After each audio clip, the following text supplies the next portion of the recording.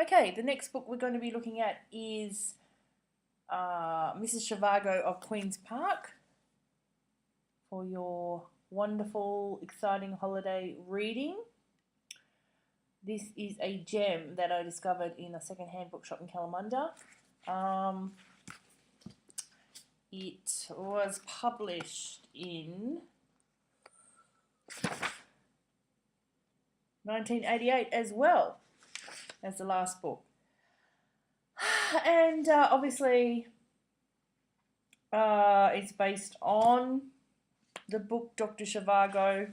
It has a quote from, no it doesn't, it has a quote from Leo Tolstoy, from Anna Karenina. Happy families are all alike. Every unhappy family is unhappy in its own way.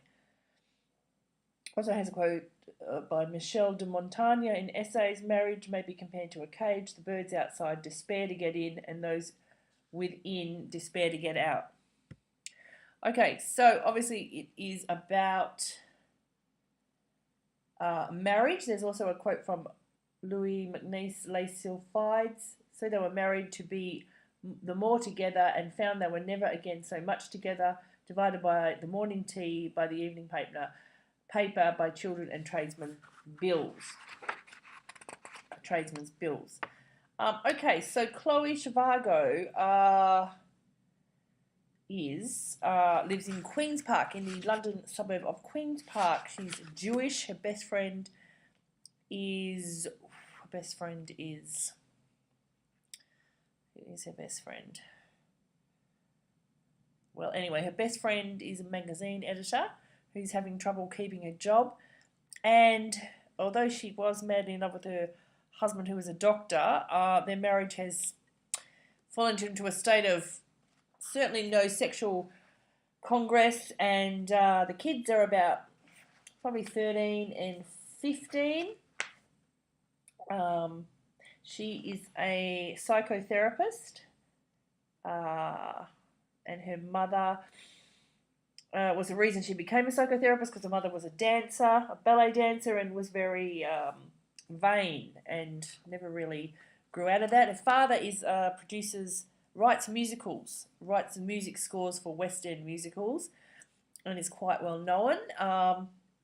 Ruthie is her childhood best friend, who's still a best friend, and Chloe is in despair because she's a passionate person, and as I said, her marriage is just, nothing's happening, and she's in a kind of a bit of a midlife crisis.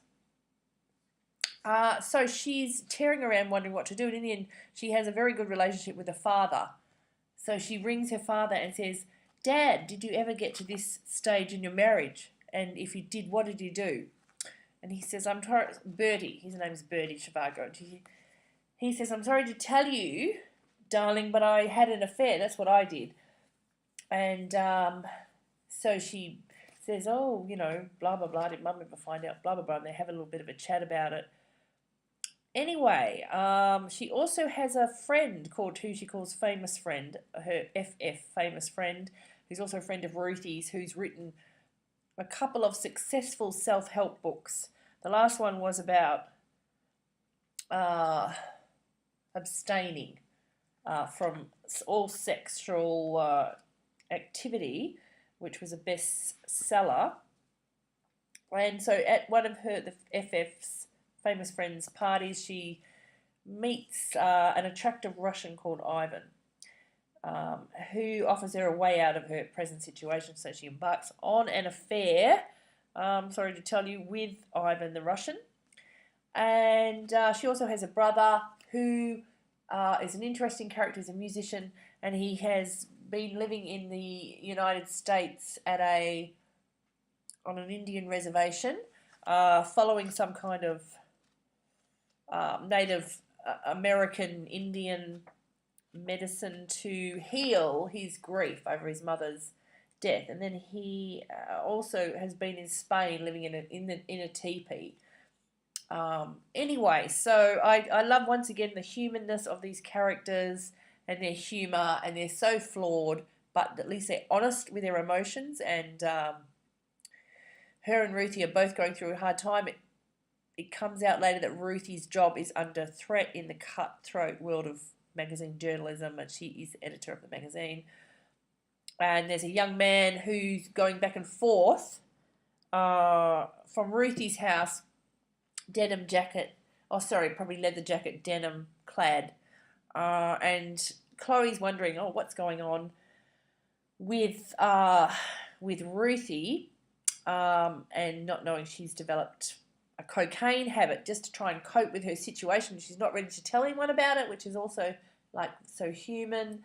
And in the end,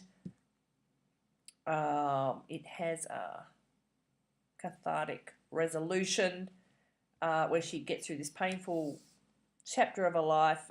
They also have her and her husband have a race to see who can make the best chicken soup, which she describes as Jewish penicillin, and the book is littered with some of her grandmother's, on both sides, recipes, including a beautiful recipe for apple strudel, which I have made. Also, what about this Ruthie Zimmer's recipe for adultery? Ruthie gives her advice, because in their magazine they have an advice column, and her advice about adultery is this as such: never have an affair with anyone who has less to lose by its disclosure than you do. Never confess if you can't do the time, don't do the crime. Tell nobody your friend has a friend, don't tell him.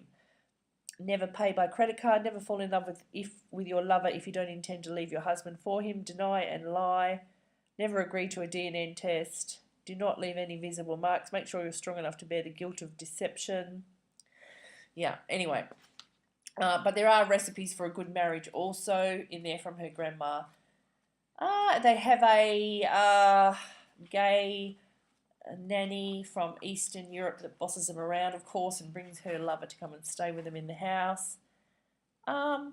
Yeah, and a friendly Jewish store which sells marijuana above other things when they have that night when really things come to a head and they really need to let their hair down and try and find a way to expressing their emotions and finding some resolution. Anyway, this is an hilarious romp of a book, and I totally suggest you reading it. You're going to love it for your holiday reading. Mrs. Zhivago of Queen's Park by Olivia Lichtenstein.